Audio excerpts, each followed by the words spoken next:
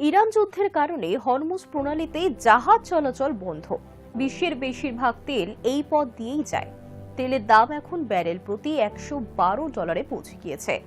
মার্কিন যুক্তরাষ্ট্রে গ্যাসের দাম গ্যালন প্রতি $5 নেমে এসেছে। পরিবহন খরচ বেড়ে যাওয়ায় সবকিছুর দামই বাড়ছে।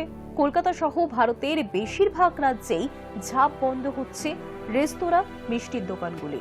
জ্বালানি গ্যাস সংকটের পর কি দেশে ফের কোভিডের মতো লকডাউন পরিস্থিতি ফিরবে? দোকানে সব সবজিরও দাম বাড়ছে।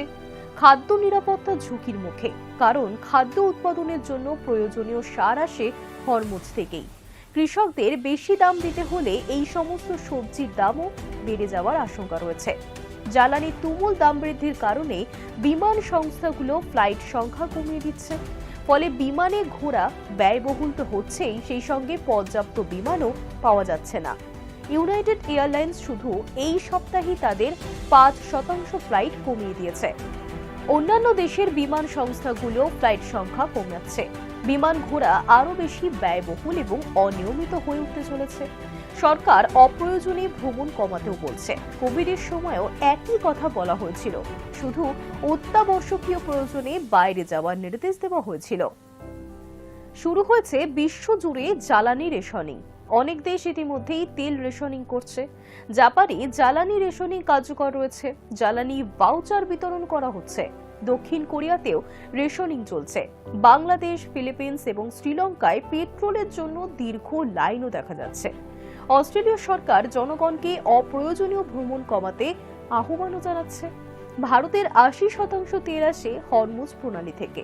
ইতিমধ্যেই অর্থনৈতিক সংকটে থাকা পাকিস্তানে তেল সংকটের কারণে পরিস্থিতি আরো গুরুতর হচ্ছে। আন্তর্জাতিক জ্বালানি সংস্থা তেল সংকট থেকে সুরক্ষা শীর্ষক একটি 10 দফা পরিকল্পনা প্রকাশ করেছে। এতে সরকারগুলিকে আহ্বান জানানো হয়েছে। আইইএ বলছে, কোভিডের সময় এটি যেমন কার্যকর ছিল, এখন জ্বালানি সংকটের সময়ও ঠিক তেমনই। সরকারগুলি একই লকডাউন না বলে জ্বালানি নিরাপত্তা বলবে, কিন্তু এর প্রভাব একই থাকছে। অনুমতি ছাড়া বাড়ি থেকে বের হতে পারবেন না।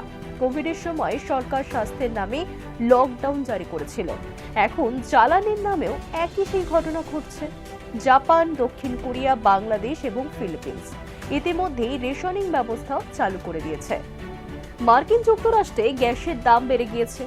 বিমানের সংস্থাগুলির ফ্লাইট কমিয়ে দিচ্ছে। এটা তো সবে শুরু। এখন প্রশ্ন হচ্ছে, এরপর কি ঘটবে, কি করা উচিত? তেলের দাম যদি আরো বাড়ে, পরিবহন, বিমান চলাচল, কৃষিকাজ সবই আরো বেশি ব্যয়বহুল হয়ে উঠবে। সরকার ধীরে ধীরে রেশনিং এবং খাদ্যে সীমাবদ্ধতা আরোপ করতে পারে। আইইএর এই পরিকল্পনাটি অনেক দেশেই বাস্তবায়িত হচ্ছে। এটি একটি স্থায়ী ব্যবস্থায় পরিণত হতে পারে, একটি ডিজিটাল পারমিট ব্যবস্থা, যেখানে যানবাহন, ভ্রমণ